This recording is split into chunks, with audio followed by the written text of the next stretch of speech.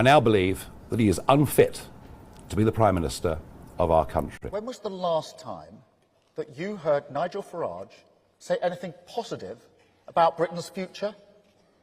He can't. He doesn't like Britain. And the question I ask seriously of Nigel Farage and Reform is, do they love our country? Do they want to serve our country, all of it, our beauty? Why Starmer's losing to Farage's mind games? Before we dive in, if you're fascinated by the strategic chess match of British politics, hit that subscribe button.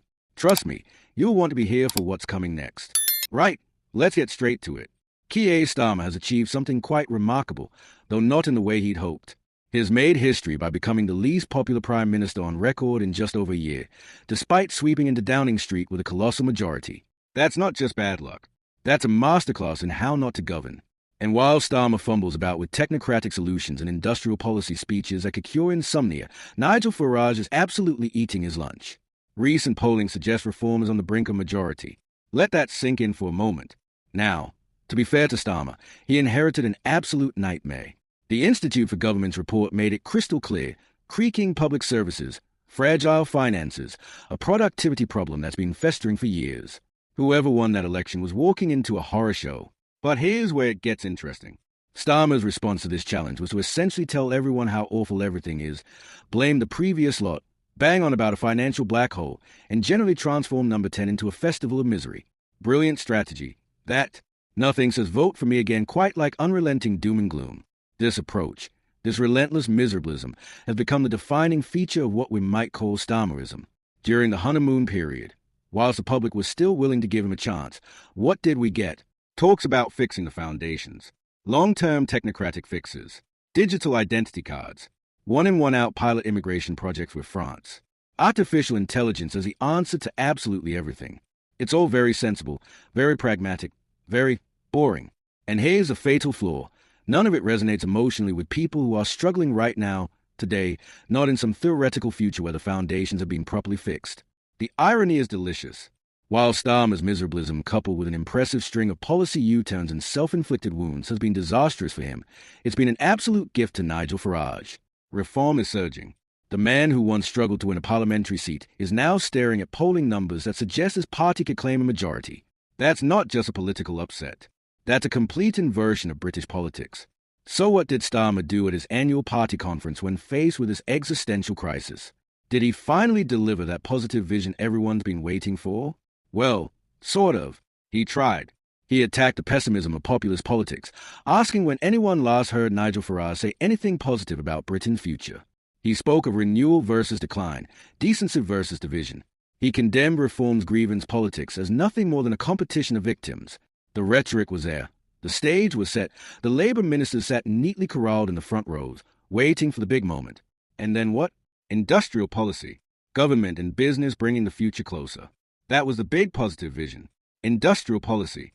You could practically hear the thud as that landed in the conference hall. The pause for applause stretched into what felt like an eternity as the audience tried to digest the full force of their leader's visionary focus. The ministers looked confused. And who could blame them? They'd been promised renewal and inspiration, and they got a lecture on industrial strategy.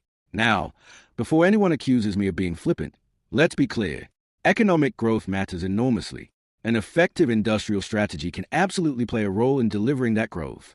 The Prime Minister's job has arguably become impossible, and yes, we do need to avoid the boosterism and frankly the bollocks that characterize certain former Prime Ministers. We all know who I'm talking about. But there's a difference between avoiding empty promises and offering nothing but grey technocracy. Here's what Starmer fundamentally misunderstands, and it's a key to why Farage is winning. Humans are hardwired to focus on failure. This isn't opinion. This is science.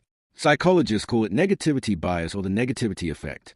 It's been demonstrated across multiple disciplines. Negative events, threats, risks, they have a far greater impact on our attitudes than positive events, achievements, or opportunities. When it comes to generating interest, controlling the narrative, shifting emotions, bad is simply stronger than good, every single time. This is why populism works. This is why Farage's approach is so devastatingly effective. The constant narratives of crisis, failure, collapse, the promotion of fear and loathing, the relentless grievance politics. It all sparks a defensive reaction amongst people who already feel overlooked, left behind, forgotten by the establishment. These people aren't stupid. They are responding to messages that speak to their fears, that validate their frustrations, that acknowledge their anger. And when you're competing against that with speeches about industrial policy and asset bubbles, you've already lost. The tragedy, and it really is a tragedy, is that the Labour government can actually claim several genuine successes. Contracts secured to save shipyards and steelworks, increase free childcare, cut NHS waiting lists. These are real achievements that affect real people's lives. But here's the problem. Shifting public opinion against the intensity of negativity bias demands far more than a list of achievements buried in a press release. It demands far more than Starmer has proved capable of providing. What's needed is brutally simple yet apparently beyond his grasp. A clear, simple, positive vision of where the country is going and why. Even just a 3-word tagline. Something like finances, fairness, and families. Binding principles that transform separate policies into a unified project people can understand and rally behind. But that's not Starmer's style. He's a details man, a lawyer, someone who believes in the power of careful argumentation and long-term planning. And maybe, just maybe, that's precisely the problem. Because whilst he's carefully constructing his technocratic solutions, meticulously planning for a better future that might arrive in 5 or 10 years, Farage is out there every single day validating people's anger, acknowledging their fears, and offering them someone to blame. It's not fair, it's not always accurate, but it's effective. And in politics, effective beats correct almost every time. Starmer stands at his podium talking about muscular states and growing the economy from the grassroots whilst reform hovers up support from people who don't want to hear about economic fundamentals. They want to hear that someone understands their frustration. They want to feel something. And right now, the only emotions on offer from this government are varying shades of grey disappointment. This is Starmer's last chance. The polls don't lie, and they are currently suggesting a disaster of historic proportion for Labour.